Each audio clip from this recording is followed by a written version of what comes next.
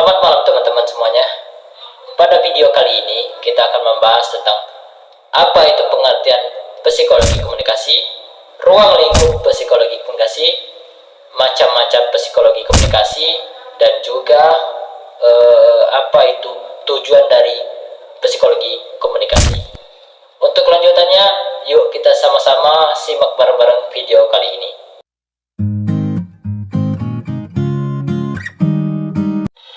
Nah teman-teman, pasti kalian bertanya-tanya, apa itu psikologi komunikasi? Nah, psikologi komunikasi ini adalah cabang ilmu psikologi yang mempelajari interaksi antar manusia melalui proses komunikasi, baik dari sudut pandang psikologi maupun komunikasinya.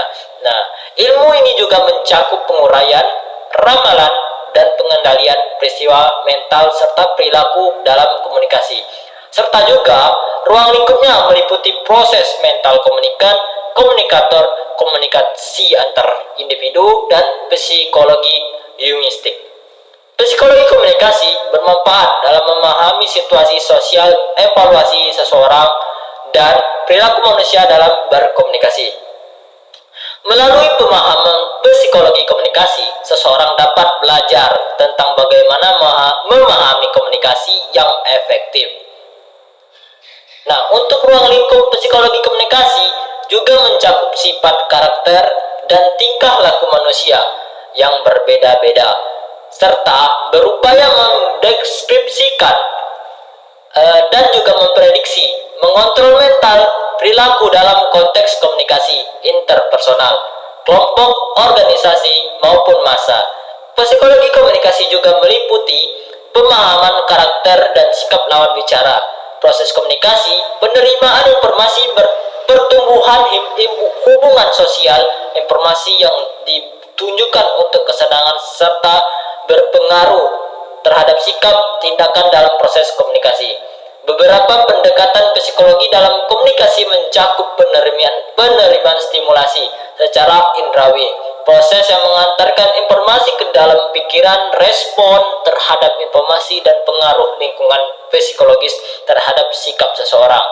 Nah, itulah tadi apa itu psikologi dan juga ruang lingkupnya. Kemudian kita akan lanjut dengan macam-macam dan juga tujuan dari psikologi komunikasi.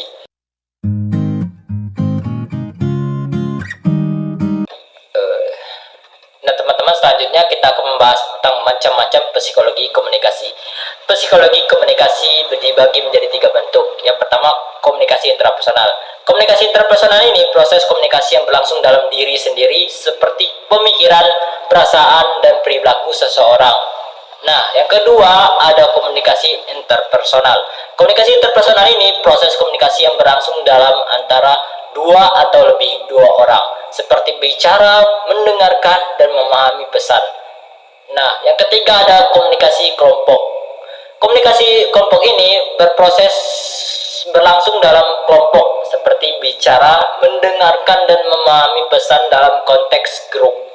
Nah, kemudian psikologi komunikasi ini memiliki banyak teori yang berkembang dalam masyarakat, seperti teori kultivasi, teori spiral, keheningan, teori agenda setting, teori peluru, teori jarum hipodermik, teori behaviorisme, dan teori humanisme.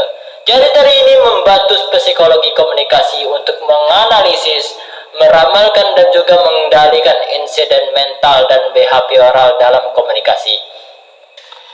Nah, yang terakhir teman-teman, perlu kita ketahui dulu tujuan dari mempelajari psikologi komunikasi ini.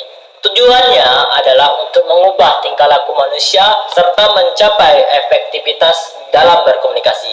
Beberapa manfaat dari mempelajari psikologi komunikasi antara lain: yang pertama, membantu memahami lawan bicara seperti bagaimana sifat dan tingkah laku ketika berkomunikasi. Yang kedua, meminimalisirkan kesalahan persepsi dalam komunikasi. Yang ketiga, membantu komunikator mengenali komunikannya. Yang keempat, mengurangi hambatan yang mungkin terjadi ketika dalam berkomunikasi. 4. Membuat pesan jadi lebih akurat. 5. Dengan mempelajari psikologi komunikasi, seseorang mampu melihat dan menganalisis berbagai komponen dalam diri komunikator dan komunikan.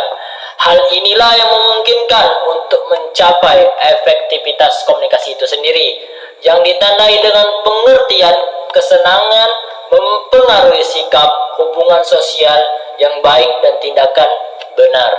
Nah, itulah teman-teman sedikit pembahasan tentang pengertian, ruang lingkup, macam-macam, dan juga tujuan dari psikologi komunikasi. Sampai jumpa di video selanjutnya. Terima kasih saya ucapkan.